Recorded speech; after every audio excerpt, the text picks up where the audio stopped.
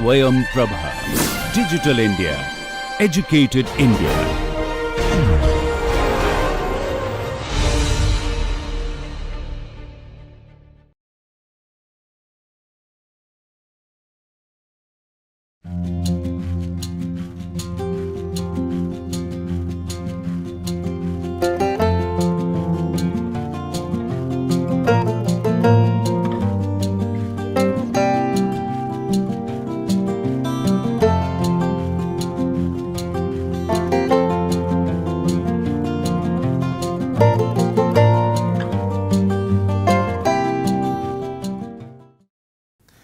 Okay, so welcome back to one more lecture on Introduction to Soft Matter.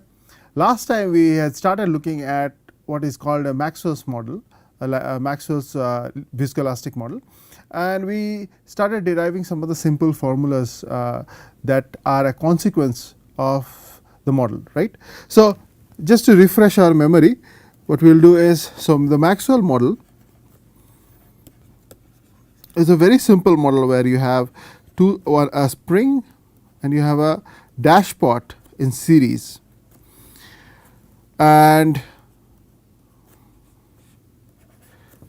these two are considered to be massless, and then we use this and the relationships that are integral to a spring and a dashpot to derive the constitutive equation, right. And the constitutive equation came out to be of the form, we can write it in a couple of different forms. So, we said you can write it in this way,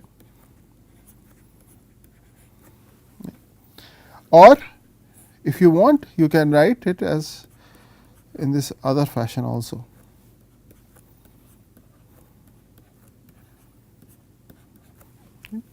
Where this lambda is a relaxation time scale is given by the ratio of eta and E. And we saw that for the stress relaxation function for this particular situation, that comes out to be of a very simple form and is given by the E, which is the modulus, and there is an exponential decaying function. Okay. Similarly, we derived the equation for the creep function, and that also came out to be a simple form, and however, in this case you have to remember that while the stress relaxation is exponential in nature, the creep turned out to be linear in nature, and this linear nature of creep is not extremely realistic, but it is something that can be still worked with in different situations. It depends on the particular situation whether or not that is a proper adequate model. Okay.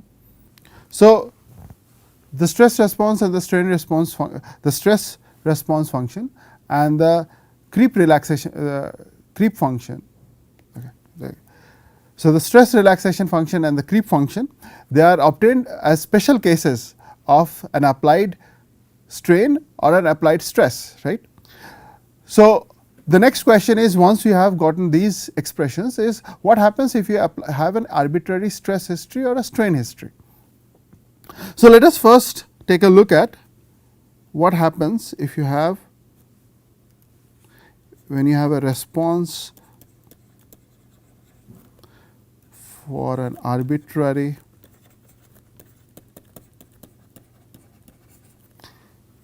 strain history. And here what we imply is that the strain history, for example, is known. So, epsilon s for a set of s's which is less than the current time, but greater than 0, this is given to you, and then you are asking the question, what is your current state of stress. So, if the strains are known to you, then we know that a viscoelastic material has memory. So, what we will do is to solve this particular problem. So, to solve this particular problem, what we will do is that we will write this equation such that we have the stresses on our left hand side. So, we have the stress. So, we are writing this ODE.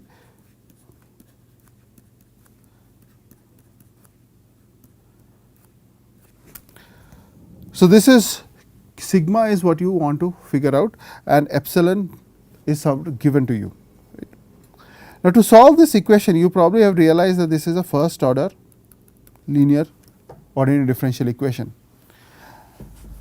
Now, when you have an equation of this form and you want to solve it for the general situation, then a method which is called the method of integrating factors is usually applied.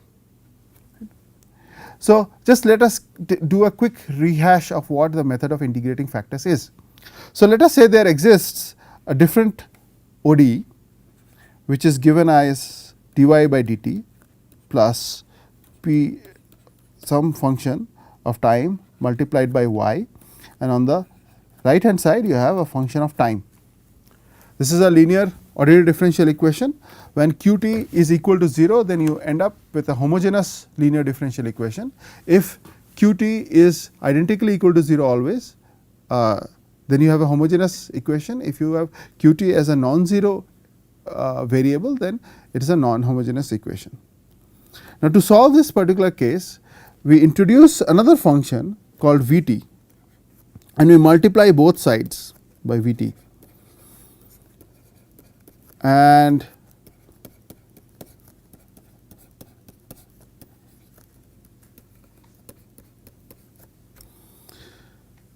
now if vt is of this particular form, then this allows us to write this previous equation as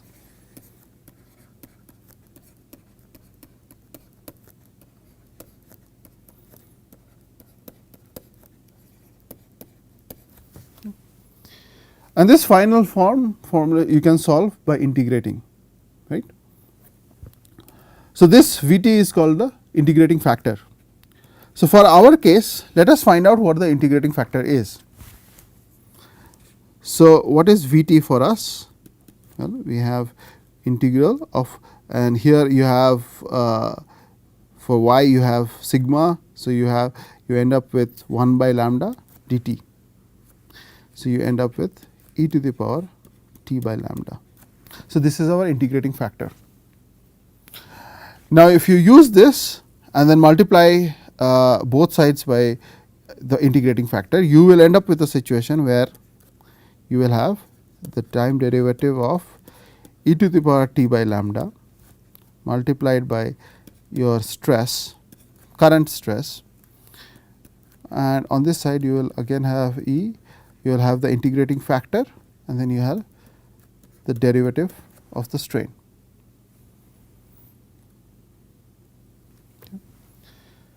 Now, to solve this, you integrate both sides and you integrate from 0 plus to a time t. So, the left hand side, then if you do this integration, then you end up with e to the power t by lambda sigma of time at time t, which is the variable that you seek, minus sigma at 0 plus. Okay. So, the epsilon here e to the power t by lambda factor here becomes just 1 in this case, and on the other side you will still have 0 plus. This is where integrating over of e, and now you are integrating this quantity from 0 plus to some real particular time t, right. So, I have already used up the time, the variable t. So, I am just going to use some other dummy variable, let us say s here.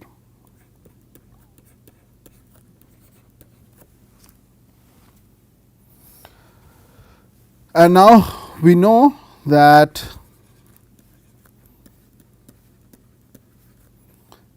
sigma 0 plus and epsilon 0 plus, they share a relationship, and the relationship is, if we go back to this original equation, so the jump between the two variables epsilon and sigma are related to each other, and they are related by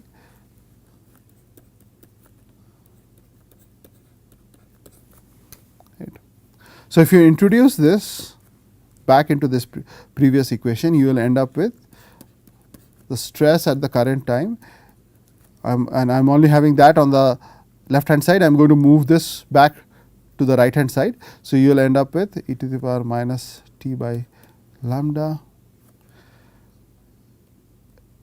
epsilon 0 plus. I have taken this factor and I have moved that, the exponential factor I have also moved on to the right hand side.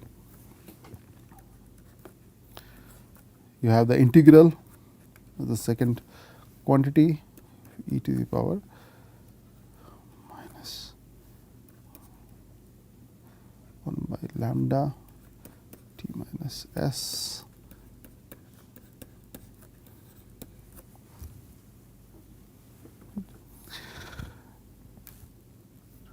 Now, what does this quantity remind you of?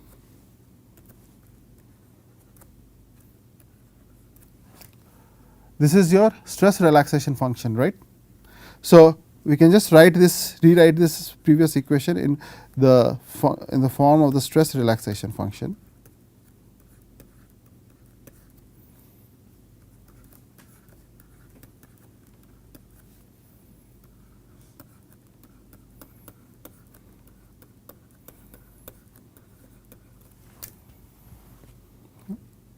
So, this becomes an important equation for us. I am just going to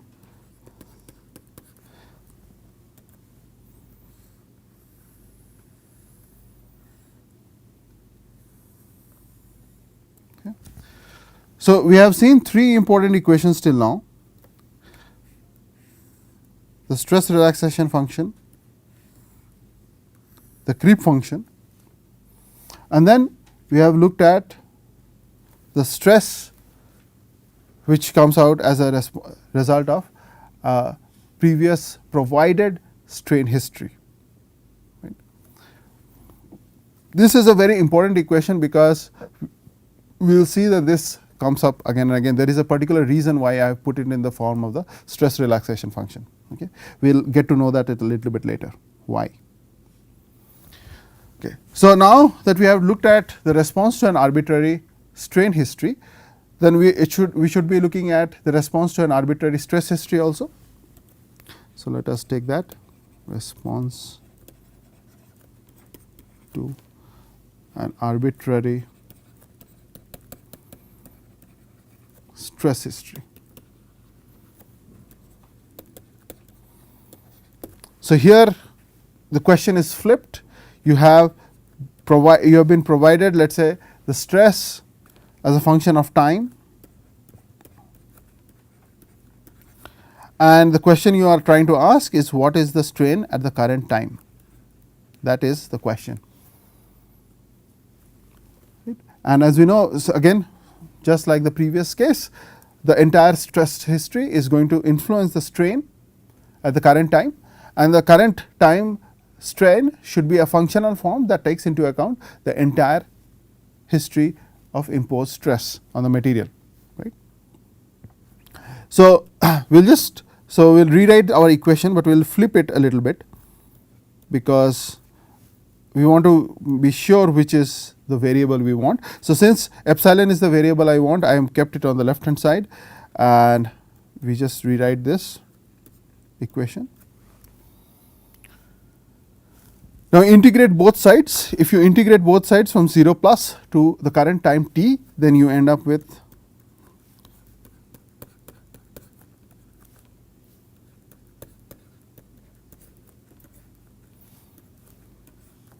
you have two integrals on this side, both going from 0 plus to t. You have a sigma dot, and then again I am using a different variable, a dummy variable s here, because I have already used the variable t, plus 1 by lambda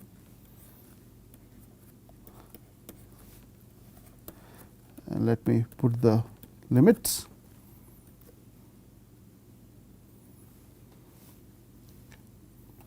So, now you have a functional form which has a derivative of the stress here, but you have another one which is just has the derivative, right. So, here we can actually convert this second term on the left hand side, the right hand side, sorry. The second term on the right hand side can be converted into an analogous form with sigma dot if we apply integration by parts, right. So, just to remind ourselves what integration by parts is, we will just write it on the side. Recall integration by parts,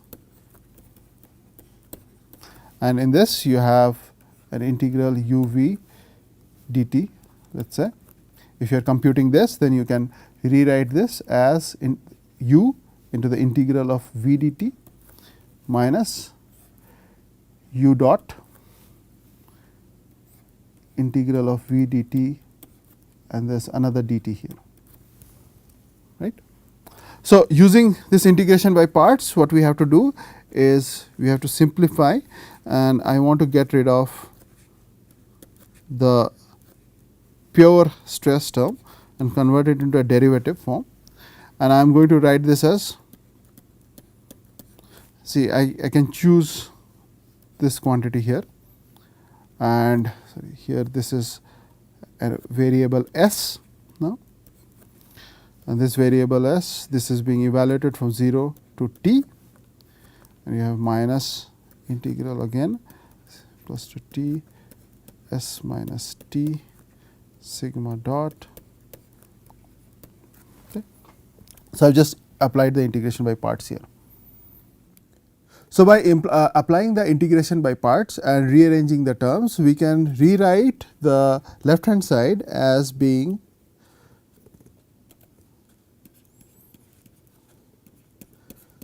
as this quantity, and on the right hand side you will now have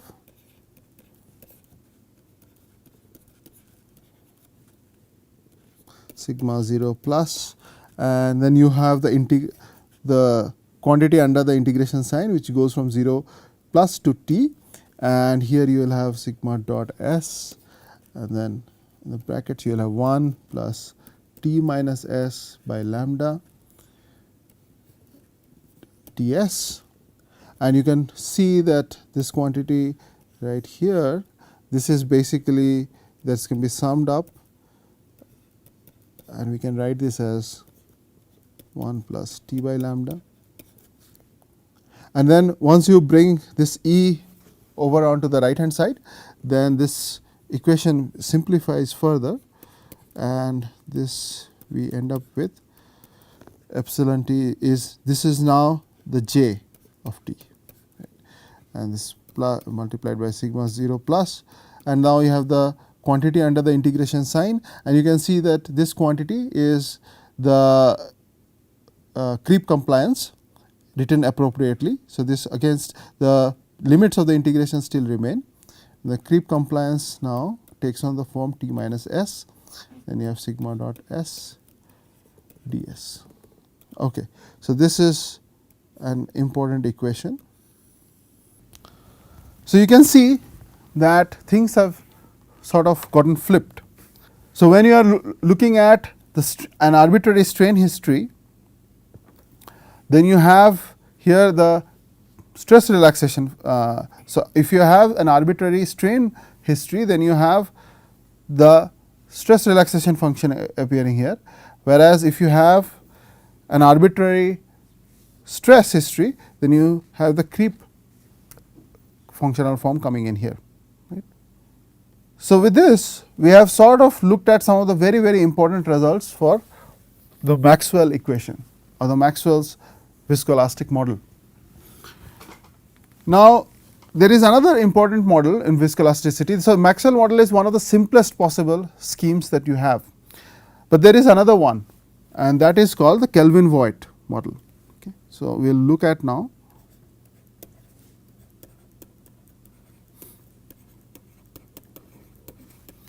Kelvin-Voigt viscoelastic model. This model was introduced in 1874 by Mayer. So, Mayer 1874 introduced this model,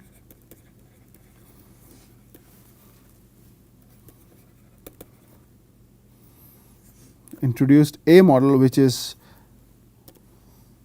a model which was different than the Maxwell's combination of spring and dashpot, and it is now very much known as the Kelvin void body, and so and is now known as the Kelvin void.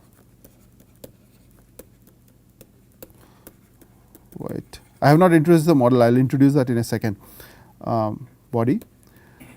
As for, so unfortunately Mayer's name is missing, but Van Thien in his book Understanding Viscoelasticity, he clarifies that this should be called the, so Van Thien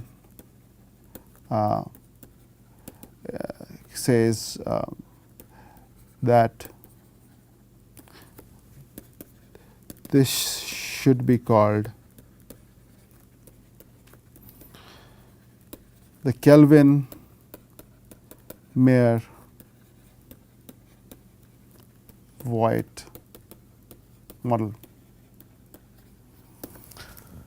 And a good reference to look up this is the book called Rheology and Historical Perspective, and that is written by Tanners and Walter, and it was published in 1998. So, if you are interested in the history of this rheology and the various models that have come up, you can refer to their book. Once again, that book is called Rheology and Historical Perspective by Tanner and Walters. Okay. So, let us look at this particular model. So, what is this model all about?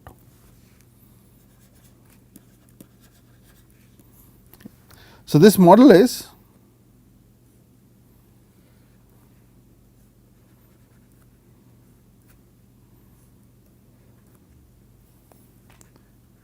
now, instead of placing the spring and the dashpot in series, the spring and the dashpot are placed in parallel. Right. So, this is your E, this is your eta, and the two bodies have been placed in parallel. You have the forces on this. When you apply a force F t, this undergoes a deformation, let us call it delta x. And then the question is, what is the relationship between F t and delta x, right? And that is how we have been dealing with this. We have been applying force balance.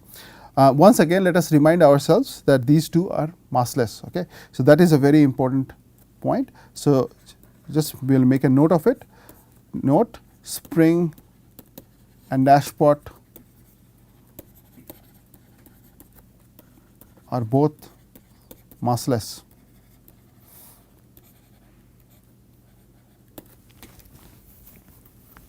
Right.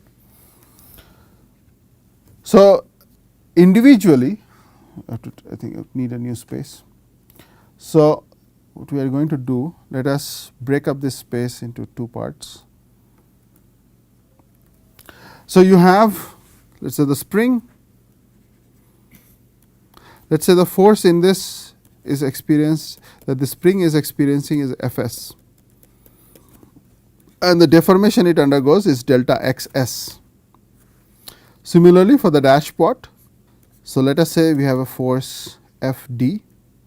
Oh, sorry, I just made a mistake. So, this is, we should put Fs in the subscript, this is time. This is subscript. So, this is d subscript, d standing for the damper or the dashpot, delta x d. Right. So, from force balance for the model, if you look at this model from force balance,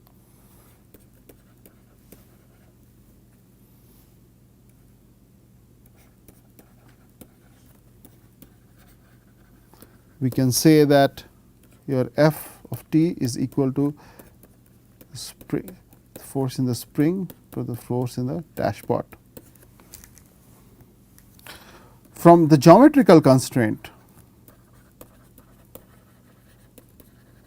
now geometry here plays an important role, because you have placed this in parallel. What it implies is that the the deformations or the extensions in both the spring and the dashpot have to be the same. Okay. And that is why that is the meaning of this particular representation. Okay. So, from geometry we know that the deformations are going to be equal in the two cases. Sorry. Okay. So, the geometrical constraint tells us that the system deformation is same as the deformations being seen by the spring and the dashpot, right. So, now let us write the individual equations that apply to the spring and the dashpot. So, the individual equations would be that should just be a result of how the spring behaves. You have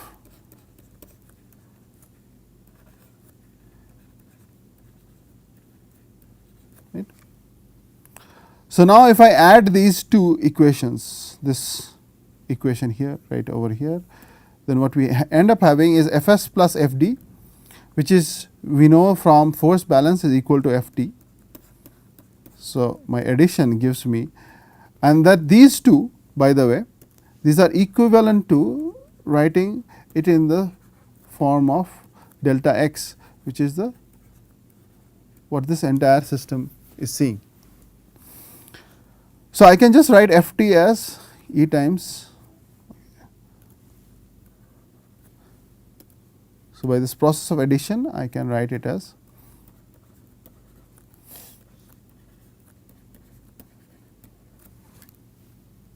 right.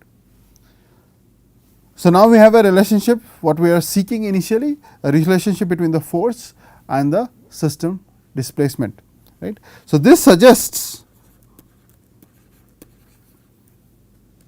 a constitutive equation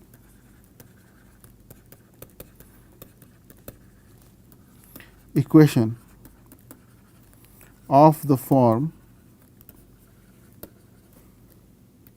sigma t is equal to E times epsilon t plus eta times epsilon dot, and this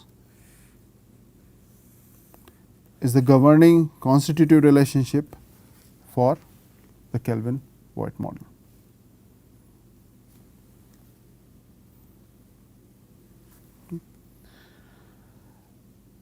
Now, just compare this to the Maxwell model. We had a derivative in stress in the Maxwell model, which is not existing here, but we now have we have the derivative in strain still there, but we have an extra strain term without the derivative that also appears, and it can be solved by almost the exact same methods that we have solved for the Maxwell case. Okay. Maybe it's just an end here.